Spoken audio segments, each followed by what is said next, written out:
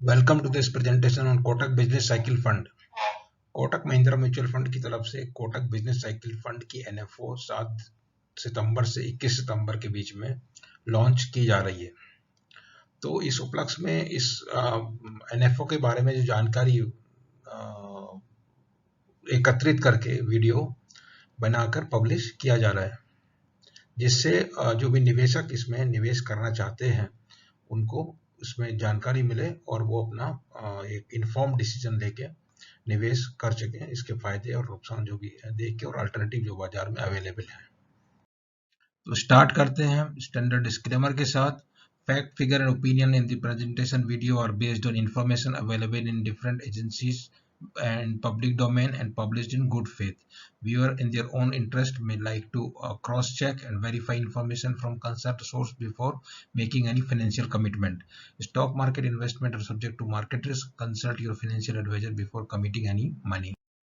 तो जो नए निवेशक हैं उनको उनके लिए ये कुछ 4-6 स्लाइड है जिनमें म्यूचुअल फंड की बेसिक है, और जो निवेशक म्यूचुअल फंड से परिचित हैं उनको इनको स्किप कर सकते हैं। तो म्यूचुअल फंड काम करती है एक ट्रस्ट की तरह से। उसमें 4 बेसिकली स्टेज होती है। इन्वेस्टर अपना पैसा पूल करके pool their money fund manager को देते हैं, और फंड मैनेजर उनको सिक्योरिटीज में इन्वेस्ट करता है, और इन्वेस्ट करके रिटर्न जनरेट करता है, रुपया जनरेट करता है और वापस जो इन्वेस्टर को पास ऑन कर देता है। और इस प्रोसेस में जो है ये फंड मैनेजर यानी कि जो एएमसी कुछ फीस चार्ज करते हैं, उसका खर्चा निकलता है जिसमें, और फंड मैनेजर का और फंड हाउस का सारा उसमें खर्चा निकलता है। तो ये पूरी प्रोसेस है। दूसरा, आपको म्यूचुअल फंड में इन्वेस्टमेंट करने से क्या फायदा मिलता है? आपको बेसिकली फायदा मिलता है, प्रोफेशनल मैनेजमेंट मिलता है, क्योंकि आप अपने काम में दिन रात लगे रहते हैं और आप उसको पूरा समय नहीं दे पाते। इसलिए एक म्यूचुअल फंड में निवेश करते हैं तो जो भी आपका पैसा उसमें जमा होता है उसको मैनेज करने के लिए प्रोफेशनल मैनेजमेंट का टीम रहता है और फंड मैनेजर वगैरह रहता है। उसके अलावा आपको डाइवर्सिफिकेशन मिलता है। 5,000 रुपए निवेश करते हैं तो आपका 20-25 शेयर में निवेश होता है, ना कि सिर्फ आप 5,000 में कभी 1-2 शेयर में निवेश करेंगे और पता लगा वही नहीं चला तो फिर आपको परेशानी होती है उसमें। और दूसरा क्या, लिक्विडिटी और कन्वीनियंस मिलती है, क्योंकि आपको जब स्टॉक मार्केट में इन्वेस्टमेंट करते हैं तो कभी अपर सर्किट कभी लोअर सर्किट, अभी आप बेचना चाहते बेच नहीं सकते, खरीदना चाहते खरीद नहीं सकते, उस तरह की समस्या आती है। और इसमें जो है कन्वीनियंस मिलती है, क्योंकि आपको डायरेक्टली म्यूचुअल फंड हाउस से उसकी वेबसाइट से जाके खरीद सकते हैं। आपको ब्रोकर की जरूरत नहीं, आपको डीमैट अकाउंट की जरूरत नहीं। और उसके अलावा एक बहुत बड़ा फायदा जो है टैक्स इफिशिएंसी होती है, क्योंकि अगर आप किसी फंड में निवेश करते हैं तो आप लंबे समय के लिए निवेश करते हैं और स्टॉक मार्केट में डायरेक्ट निवेश करते हैं तो क्या होता है कि आपका जो है किसी शेयर में फायदा हो गया, आपने बेच दिया, तो उसमें जो बेचने से जैसे आपका टैक्स इंसिडेंस आएगा तो आपको उसमें टैक्स भरना पड़ेगा। और अगर long term investment mutual fund में किया है तो जब तक आपको पैसे की जरूरत नहीं तब तक जो आपका पैसा उसमें बना रहेगा। और जो इतिहास ये है म्यूचुअल फंड का, हिंदुस्तान के अंदर 1963 में सबसे पहली यूनिट स्कीम 64 आई थी। उसके बाद जो दूसरा फेज था पब्लिक सेक्टर के स्पॉन्सर्ड म्यूचुअल फंड, जिनमें एसबीआई म्यूचुअल फंड और ये पीएनबी म्यूचुअल फंड वगैरह थे। और उस समय में जो है आपका एयूएम 47,000 करोड़ तक जो है बढ़ गया, 87 से 93 तक, मतलब ये 6 साल के दरमियान। उसके बाद 93 के बाद प्राइवेट सेक्टर म्यूचुअल फंड आ गए। उसमें सबसे पहले आया था कोठारी पायनियर म्यूचुअल फंड, और 96 में 96 तक जो 11 प्राइवेट सेक्टर फंड हाउस आ गए थे। सबसे पहले 93 में आया था कोठारी पायनियर, और उसके बाद जो है अम्फी ने 96 में जो है म्यूचुअल फंड रेगुलेशन बनाया, जिसके बाद काफी सारे कायदे कानून और जो है हुए, जिससे जो इन्वेस्टर को बहुत बड़ा फायदा भी है। और इसी दरमियान जैसे जैसे कायदे कानून बने और देश में अर्थव्यवस्था में सुधार हुआ और लोगों के पास पैसा बढ़ा, तो उसके हिसाब से जो है म्यूचुअल फंड का अभी एसेट अंडर मैनेजमेंट जो उसके पास पैसा है वो भी जो है अभी 37.74 लाख करोड़ रुपया जो है Q1 FY22 लिखते हुए जून 2022 तक जो है 37,74,000 करोड़, इतना रुपया जो म्यूचुअल फंड के पास एसेट अंडर मैनेजमेंट है। और जब पहले क्या होता था, जैसे जब म्यूचुअल फंड आए थे तो तरह तरह के स्कीम लॉन्च करते थे। उसमें खाली जो पहले जो पढ़ाया जाता था या बताया जाता था कि या तो open and close ended scheme होंगी, उसमें फिर कैपिटल प्रोटेक्शन होती है, क्लोज एंडेड में फिक्स मैच्योरिटी होती है। इनिशियली जो सारी क्लोज एंडेड स्कीम आई थी 5-5 साल की उनकी होती थी, फिर 5 साल के बाद वो ओपन एंडेड हो गई। और उसके ओपन एंडेड के अंदर जो वैरायटी होती है, इक्विटी है और उसके अंदर जो है डेट फंड है, मनी मार्केट, इस तरह की जो रैंडम टाइप की उसकी क्लासिफिकेशन थी। तो इससे इन्वेस्टर को गुमराह होने से बचाने के लिए सेबी ने क्या किया, 6 अक्टूबर 2017 को एक categorization and rationalization mutual fund scheme का एक सर्कुलर जारी किया, जिसके हिसाब से जो है सारी जो म्यूचुअल फंड स्कीम है उनको 5 कैटेगरी में बांट दिया गया। और वो 5 कैटेगरी होती है इक्विटी स्कीम, उसमें के अंदर 11 सब कैटेगरी है, डेट स्कीम के अंदर 16 सब कैटेगरी है, हाइब्रिड स्कीम के अंदर 6 और सॉल्यूशन ओरिएंटेड स्कीम के अंदर 2, अदर स्कीम के अंदर 2। और इसमें जो है ये 10 होती थी। 11वीं जो स्कीम फ्लेक्सी कैप स्कीम जो 2020 में लाया गया, इसमें क्या मल्टी कैप फंड में थोड़ा सा गड़बड़ी करते थे, उसमें लूप होल था, उसको बंद करने के लिए सर्कुलर लाया और नया जो फ्लेक्सी कैप स्कीम, एक नया स्कीम चालू किया। तो जो आपको अभी चर्चा कर रहे हैं एनएफओ, वो एक सेक्टोरल थीमेटिक फंड है। उसमें क्या है कि ओपन एंडेड इक्विटी स्कीम होती है, एक पर्टिकुलर थीम में निवेश करेगी और मिनिमम इन्वेस्टमेंट इक्विटी इन्वेस्टमेंट में 80% का इन्वेस्टमेंट इनको उसमें करना है। तो थीम इनकी है क्या, बिजनेस साइकिल फंड। अभी जो इस फंड की अभी हम बात कर रहे हैं एनएफओ की, तो इसमें दूसरा हम तो जब भी निवेश करते हैं तो पहले देखना कि फंड हाउस की क्या स्थिति, कितना बड़ा फंड हाउस है या कितना छोटा फंड हाउस है। तो आप देखते हैं जो ये फर्स्ट क्वार्टर जो 22-23 का अप्रैल जून में, इसका जो एयूएम है कोटक महिंद्रा म्यूचुअल फंड का, ये 92,000 करोड़ का था, तो करीब 1 लाख करोड़ के टचिंग है, काफी अच्छा बड़ा फंड हाउस है। और जो थीमेटिक फंड की है, सेक्टरल थीमेटिक फंड की स्कीम्स 118 होती थी जुलाई 22 में, और टोटल जो इसमें आपका पैसा था वो था 1,48,000 करोड़। और इस तरीके से आप मान सकते हैं कि सेक्टरल थीमेटिक फंड में बहुत सारी स्कीम्स होती हैं और इसका काफ़ी मतलब साइजेबल है। टोटल जो है आप 1,48,000 करोड़ इसका एयूएम इसके अंदर थीमेटिक स्कीम के अंदर है। तो अभी जब देखते हैं हम कोटक बिजनेस साइकिल फंड में क्या है कि एक तो क्या सेक्टोरल और थीमेटिक फंड जो है risk as compare diversified fund, जो आप तौर से पर हम देखते आ रहे हैं डाइवर्सिफाइड फंड, उनके मुकाबले थीमेटिक फंड जो है थोड़ा रिस्की होते हैं और सेक्टर फंड भी रिस्की होते हैं। लेकिन कोटक बिजनेस साइकिल फंड के बारे में आप जब देखते हैं तो उसमें क्या क्या इसका उद्देश्य है स्कीम का, to seek to generate long term capital. सभी का यही होता है, सभी जितनी भी स्कीम ऑफ इक्विटी देखेंगे सभी में आपको ये देखने को मिलेगा, to generate long term capital appreciation. तो why business cycle, why can't we go for any existing scheme which is there for last 20 year, 15 year और 25 years in operation, why should I try for the new. तो अभी should you choose business cycle, क्यों आपको अगर business cycle में ऐसा लगता है कि इस तरह के बिजनेस साइकिल में आप कहीं एंट्री लेके और समय पे एग्जिट लेके कुछ ज़्यादा फायदा कर सकते हैं, तभी आपके लिए फंड है। अदरवाइज आपके लिए जो ऑन गोइंग फंड है, डाइवर्सिफाइड फंड है, large cap, mid cap, small cap और whatever cap you like, वो फंड आपके लिए बेहतर है। ये फंड आपके लिए उतना अच्छा नहीं है, क्योंकि टाइमिंग का हिसाब किताब है। और बिजनेस के लाइफ साइकिल को फंड मैनेजर किस प्रकार से समझेगा, कितना उसको पैसा भी मिलने वाला है, कहाँ पे निवेश करेगा, बस्ट के पहले निवेश करेगा या बूम के पहले निवेश करेगा, आपको नहीं पता है। तो इतना वो आइडेंटिफाई कर पाएगा या नहीं कर पाएगा, तो समय बताएगा किस तरह का स्कीम परफॉर्म करेगी, वो भी नहीं पता है। तो बेसिकली जो फंड हाउस है, फंड हाउस का काम बेसिकली रहता है कि उनको अपना एयूएम बढ़ाना होता है। एयूएम बढ़ाने के लिए एग्जिस्टिंग स्कीम में तो आता ही है पैसा, उस समय समय पर ये लोग एनएफओ लॉन्च करते हैं। एनएफओ लॉन्च करने के लिए सेबी ने रिस्ट्रिक्शन लगा दिया, क्योंकि जो कैटेगरी बताई हुई है 11 कैटेगरी है, उनमें सिर्फ एक थीमेटिक या सेक्टर कैटेगरी इसी में ओपन है, जितना मर्जी स्कीम वो लोग ला सकते हैं। बाकी बहुत सारी कैटेगरी में रिस्ट्रिक्शन है, कोई भी फंड हाउस एक ज़्यादा स्कीम नहीं ला सकता। और उसमें उसी के तहत जो है ये नई नई स्कीम आपको देखने को मिलती है। और थोड़ा सा इसमें जो ज़्यादा समझ नहीं रखते निवेशक, उनके गुमराह होने का खतरा भी रहता है। तो नाम से मत जाइए, जो भी है सोची समझी और मतलब प्रूवन स्कीम्स में निवेश करने की कोशिश कीजिए। बिजनेस साइकिल को समझने के लिए कैसे फंड हाउस करेंगे। ग्लोबल मैक्रो देखेंगे, GDP growth, inflation, interest rate, commodity, currency. Domestic macro को ध्यान देंगे, GDP growth, domestic fiscal deficit, current account deficit, currency, interest rate, inflation, credit growth. Investment capex project fast हो रही, क्या infrastructure है, capitalisation जो existing industry उनका किस तरह का है, और बिजनेस कंज्यूमर कॉन्फिडेंस किस तरह का है, पीएमआई मैन्युफैक्चरिंग सर्विस की क्या है, और बिजनेस कॉन्फिडेंस इंडेक्स क्या है। इन सबसे आपको आइडेंटिफाई करने से पता लगेगा फंड हाउस को या फिर जो फंड की इन्वेस्टमेंट मैनेजमेंट टीम है कि बिजनेस साइकिल किस स्टेज में है। और ये उसकी स्टेज होती है, क्या एक्सपेंशन स्टेज होगी या कॉन्ट्रैक्शन स्टेज होगी, फिर स्लम्प आएगी, रिकवरी होगी, ग्रोथ। तो अभी ज्यादा से ज्यादा जो माना जा रहा है कि अभी हम लोग ग्रोथ फेज में हैं। रिकवरी स्लम्प से आके 2020 में स्लम्प आके रिकवरी से अभी ग्रोथ की तरफ हम बढ़ रहे हैं, ऐसा है। और उसमें आप किसी भी फंड में निवेश करेंगे तो आपको जो है अच्छा फायदा मिलने की उम्मीद बना रहेगा। भारत की अर्थव्यवस्था की ग्रोथ मजबूत है उसको देखते हुए। और इन्वेस्टर सेंटीमेंट भी तरह तरह पर समय समय बदलते रहते हैं। एक बार क्या होता है कि कोई घर घटिया से घटिया इशू आती है, उसको जो है पूरा सब लोग उसमें भर देता है, तो वो जो है उस समय क्या होता है, यूफोरिया होता है मार्केट में। यूफोरिया, आप कुछ भी लाओगे बिक जाएगा।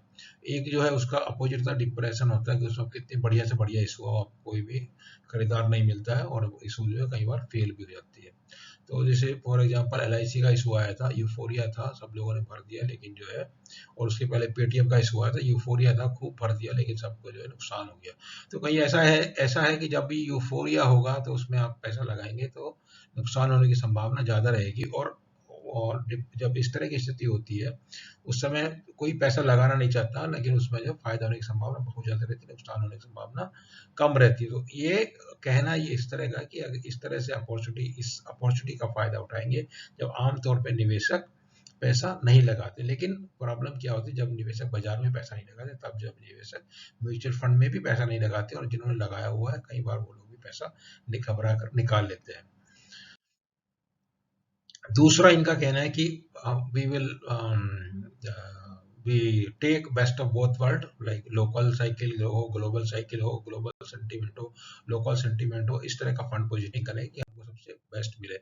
जो इमेजिनरी है, बहुत हाईली मतलब थियोरेटिकल बात है, उस तरह का कर पाना संभव नहीं रहता है।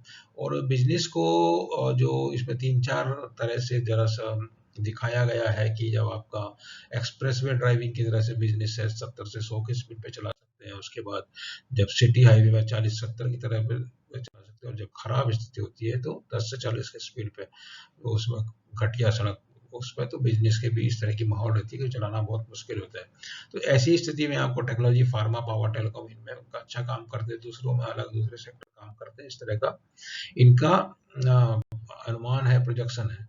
दूसरा है कि जब स्लम्प है तो क्या होता है कि कुछ एक कंपनी जो जिस कंपनी के शेयर का भाव ज्यादा गिरता है, जिसके पास जैसे उस कंपनी को हमने बी नाम दिया, और जिस कंपनी का शेयर का भाव कम गिरता है उसको ए लिया कंपनी। तो इसमें क्या होता है कि जब ये मार्केट में गिर जाता है तो इनका क्या प्रोडक्शन भी घट जाता है, ज़्यादा घट जाता है, इसका कम घट जो रहता है, इसका कुछ नहीं घटा, ए का ए सेम ग्रोथ हो, स्लम्प हो, 60 ही है उसका। लेकिन यहाँ जो दूसरी कंपनी है उसको उस एनवायरनमेंट में काम नहीं कर पाती, परेशानी हो जाती है, तो 40 आ जाता है, तो इसमें 80 आता है जब ग्रोथ आती है, तो इसमें जो आपको बहुत ग्रोथ मिल जाता है, इसमें ग्रोथ नहीं मिलता। तो बेसिकली इस तरह की जो कंपनी भी है, इस तरह की कंपनियों को आइडेंटिफाई करके उनमें निवेश करना इनका उद्देश्य है। कर पाएंगे नहीं करेंगे, समय ही बताएगा। दूसरा क्या है कि इन्वेस्टमेंट किस तरह से है, top down and bottom up दोनों अप्रोच ही लोग अपनाएंगे। उसके लिए स्टॉक पिकिंग के लिए टॉप डाउन भी रहेगा और बॉटम अप भी रहेगा। नो मार्केट कैप का कोई वो नहीं है, अगर large cap, mid cap, small cap सभी में निवेश करेंगे। डाइवर्सिफिकेशन भी रहेगा, और बोर्ड रहेगा, इन्वेस्टमेंट कमेटी जो उसको बोर्ड को बीच में साउंडिंग करेगा, ओवरसी करेगा। और इस तरीके से अल्फा जनरेट किया जाएगा साइकिल नेविगेशन के द्वारा। जैसे क्या ऑटो साइकिल बढ़िया चल रहा है, फिर उसके बाद एनर्जी साइकिल बढ़िया चलेगा, उसके बाद कंज्यूमर ड्यूरेबल एनर्जी, एफएमसीजी, इस तरह से साइकिल चलता रहेगा। उसमें लोग का मानना है कि लोग अच्छा पैसा कमा के आपको देंगे। पंकज टिब्रेवाल फंड मैनेजर है, इनका जो फंड है कोटक स्मॉल कैप फंड है, बहुत अच्छा उसका परफॉर्मेंस है, और कितना अल्फा जनरेट किया स्कीम ने ओवर बेंचमार्क 8.8%, स्मॉल कैप 250, अगर tyre 1 benchmark, tyre 2 benchmark small cap 100 है, उसमें 17.8, 18% आपको अल्फा जनरेट करके स्मॉल कैप पे दिया, फटाक से पैसा लगा दो उसमें, ये सब इधर उधर देखने की जरूरत नहीं थी। और मतलब सिंसियर रिकमेंडेशंस। तो और दूसरी जो इनकी है इमर्जिंग है, इमर्जिंग में कुछ बेंचमार्क के ऊपर अल्फा जनरेट किया नहीं, 1 साल में, 3 साल में भी बहुत ज़्यादा नहीं किया है, 5 साल में भी बहुत ज़्यादा नहीं किया है, और इस सेक्टर में बहुत ज़्यादा अल्फा जनरेट नहीं किया। तो प्रीमा फेसी कोटक इमर्जिंग फंड की जो है कैटेगरी के हिसाब से जो परफॉर्मेंस है बहुत अच्छी नज़र आती थी, मगर जब बेंचमार्क के हिसाब से देखते तो बेंचमार्क से के ऊपर उसने अल्फा जनरेट करके नहीं दिया, जबकि स्मॉल कैप फंड ने काफ़ी अच्छा अल्फा जनरेट करके दिया है। सिमिलरली जो इनका हाइब्रिड कैटेगरी का फंड है Kotak equity hybrid growth fund, उसमें भी अल्फा जनरेट ये लोग नहीं कर पाए। तो कोटक ये जो पंकज टिब्रेवाल है, अब 3 फंड मैनेज करते हैं, उनमें सिर्फ एक ही फंड में जो है वो बहुत अच्छा अल्फा जनरेट कर पा रहे हैं। तो बेहतर यही है कि आप सोच विचार के जो एनएफओ में निवेश करने की बजाय सोचें कि क्या आपका निवेश स्मॉल कैप में करने से बेहतर हो सकता है, ये आपको सोचने की जरूर आवश्यकता है। दूसरा, इस फंड के बारे में, जो फंड आया है कोटक बिजनेस साइकिल फंड, जो एनएफओ आया हुआ है, इसमें नीलेश शाह जो इसके सीईओ हैं, उनका ये कहना है कि ये अपॉर्चुनिटी प्रोवाइड करता है for investor diversify their equity portfolio, their equity stock across categories tend to do better at various stage of cycle. तो अपॉर्चुनिटी तो रहती है डाइवर्सिफाइड, आपका जो भी आप जहाँ भी निवेश करेंगे 25-30 स्टॉक तो रहेंगी, डाइवर्सिफाई रहेगा, यहाँ भी डाइवर्सिफाइड रहेगा, बिजनेस साइकिल भी रहेगा। और changing times of economics around this company है manage to navigate the challenge. कौन सा ऐसा कंपनी आएगा, 80% इनको निवेश करना है इक्विटी में, और अपने जो थीम है उसके अंदर 0 से 20% दूसरी जगह निवेश करना है। Business cycle fund will take into account the various economic parameters, GDP growth, current account deficit, corporate profit growth trend, and inflation, etc. Investment indicator, investment in capex, capitalization, credit growth, etc. Business and leading economic indicator, business confidence index, purchasing power index, etc. Before committing any investment, इस तरह से लोग काम करने वाले हैं, वो बताना ही जरूरी है। बिजनेस साइकिल फंड में भी suitable इन्वेस्टर वो looking for long term growth through investment in portfolio predominantly equities of companies with a focus riding business cycle through dynamic allocation। तो बेसिकली डायनेमिक फंड रहेगा, इधर से उधर पैसा रहेगा, अगर डायनेमिक रहना जरूरी है तभी फंड जो है कुछ आपको कमा के दे सकता है, क्योंकि आपको बहुत समय ऐसा होता है कि बाजार में जो है महीना महीना कोई मूवमेंट नहीं होता है, तो उस समय भी जो है जो डायनेमिकली मैनेज फंड है उनमें कुछ ना कुछ आपको रिटर्न बना के मिलता है, लेकिन कोई गारंटी नहीं है कि आपको scheme objective will be met. इसके लिए कंसल्ट डियर फाइनेंशियल एडवाइजर, और अगर आप फाइनेंशियल एडवाइस मान के बारे में सुनना चाहते हैं तो जो एग्जिस्टिंग ऑनगोइंग पंकज टिब्रेवाल का मैनेज किया हुआ कोटक स्मॉल कैप फंड है, वो बहुत बढ़िया फंड है, और वो स्मॉल कैप में रिस्क होता है, ये भूल जाइए। बिजनेस साइकिल फंड के चक्कर में पड़ने की बजाय कोटक स्मॉल कैप फंड में निवेश कीजिए। बिजनेस साइकिल फंड जो है उसमें अगर आपको है एनएफओ में 10 रुपए वाला, तो फिर आप जरूर उसमें निवेश कर सकते हैं। जो कुछ लोगों को रहता है कि नहीं, हमको 10 रुपए का एनएफओ में 10 रुपए में मिल रहा है, तो बहुत अच्छा है उनके लिए। वो अदरवाइज जो है ये जो थीमेटिक या सेक्टरल फंड होते हैं उनको कंपेयर करना मुश्किल होता है, क्योंकि हर एक का अलग अलग है, एक जैसे 4 फंड भी मिलने थोड़ा मुश्किल पड़ता है। इसके पहले आईसीआईसीआई ने भी बिजनेस साइकिल फंड लॉन्च किया था, और भी 2-3 फंड उसने किया हुआ है, लेकिन जब कंपेरिजन हम करते हैं, कंपेरिजन हम जो है डाइवर्सिफाइड फंड में आपस में कर पाते हैं, उनमें कंपेरिजन भी नहीं कर सकते, क्योंकि उनका जो अलग अलग बेंचमार्क, अलग अलग थीम और अलग अलग सेक्टर या कुछ ना कुछ उस तरह का रहता है। तो जो यहाँ पे हमने यहाँ जो 17 अगस्त का ये डाटा है, अपडेट हमने नहीं किया इसको, कुछ बहुत ज़्यादा फर्क नहीं पड़ता है। तो इसमें हमने 5-5 फंड जो है कंपेयर करके देखा, मल्टी कैप कैटेगरी के 5 फंड हैं, और लार्ज कैप कैटेगरी के 5 फंड है, मिड कैप कैटेगरी के 5 फंड है, स्मॉल कैप कैटेगरी के 5 फंड है, और फ्लेक्सी कैप कैटेगरी के सिर्फ 2 हैं, क्योंकि नई है, बहुत ज़्यादा फंड उसमें है नहीं, और बहुत ज़्यादा लंबे तक रिटर्न, क्योंकि वो फ्लेक्सी कैप कैटेगरी अभी नई शुरू हुई थी।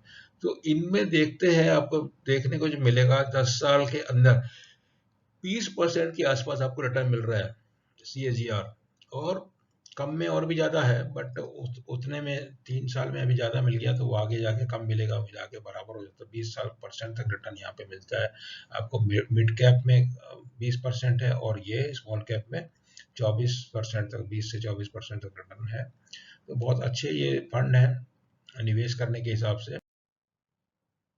अभी जो बताए हम आपको कि जो फंड हाउस है, कोटक फंड हाउस हो या दूसरा कोई फंड हाउस हो, उनका एक ऑब्जेक्टिव रहता है अपना बिजनेस को ग्रो करने का। बिजनेस बढ़ाने के लिए एयूएम लगता है, एयूएम के बेसिस पे उनका फीस होती है, और एयूएम के हिसाब से फंड हाउस की जो है मार्केट में पहचान होती है। तो ज़्यादा एयूएम होना है तो उसके लिए क्या करते हैं, नए नए एनएफओ लाते हैं। 2019 में एक लाए, 16 जुलाई 2019 को। फिर उसके बाद कोटक ग्लोबल इनोवेशन एफओएफ 29 जुलाई 21 को लाए। उसके बाद ये 29 सितंबर 21 को कोटक मल्टी कैप फंड है। उसके बाद Kotak manufacture in India fund. ये सारे फंड जो है तरह तरह के लाके जो है ये फंड हाउस जो कोशिश करते हैं कि अपना एयूएम किस तरह से बढ़ाया जाए। तो ये पर्टिकुलर फंड जो कोटक बिजनेस साइकिल फंड है, उसकी बेंचमार्क है Nifty 500 TRI. Fund manager Ashok Pankaj Tibrewal, Abhishek Bisen, ये नया डेट के लिए है, वो इक्विटी के लिए है, और मिनिमम एप्लीकेशन 5000। उसके बाद ₹1 exit load, redemption 10% initial investment with in 1 year, nil redemption in excess of limit within 1 year, 1% of applicable NAV redemption switch after 1 year, nil option growth IDCW payout investment। तो ये है presentation हो गया Kotak business cycle fund. इसमें आपको जानकारी दिया गया, आपको मतलब क्वेश्चन भी दिया गया कि आपको ये एनएफओ में ₹10 में निवेश करना है, या ऑन गोइंग फंड जो है प्रूवन फंड है उनमें ₹70, ₹80, ₹50 एनएवी है। इस बात की चिंता किए बिना निवेश करना है कि ₹10 में करेंगे तो 10 का अगर डबल होगा तो 20 होगा, और 80 का डबल होगा तो 180 होगा। तो उस चीज़ पे ध्यान देना नहीं, परसेंटेज अप्रिसिएशन के ऊपर ध्यान देना है। अगर आप वीडियो में दी हुई जानकारी आपको अच्छा लगा तो ज़रूर इसको वीडियो को यूट्यूब पे लाइक कीजिए, चैनल को सब्सक्राइब कीजिए, और अच्छा जानकारी जो भी आपको जानकारी इसके बारे में, और कुछ भी जानकारी चाहिए, डिस्ट्रीब्यूशन के बारे में चाहिए, निवेश कैसे करना है, कहाँ करना है, क्यों करना है, तो उसके बारे में चाहिए बी कंसल्टिंग। इसके पहले एक स्लाइड में पूरा डिटेल भी दिया हुआ, ईमेल भी दिया हुआ है, वहाँ पे भी आप ईमेल के थ्रू कॉन्टैक्ट कर सकते हैं। Thank you very much.